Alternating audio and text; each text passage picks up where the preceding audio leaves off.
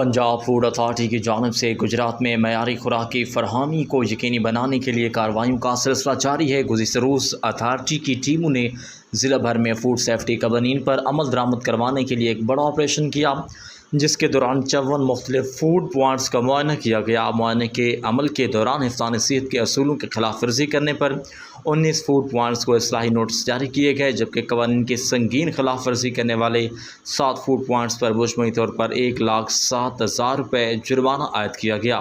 کارروائی کے دوران مضر صحت اشیاء کے خلاف بھی سخت ایکشن لیا گیا۔ فوڈ اتھارٹی کی ٹیموں نے 8.1 کلو گرام ایکسپائرڈ اور ممنوعہ اشیاء خوردنوش جبکہ 180 کلو گرام آئس بلاکس کو موقع پر ہی تلف کر دیا گیا۔ اس کے علاوہ تجزیے کے لیے ایک فوڈ سیمپل بھی لیبارٹری بھجوایا گیا ہے۔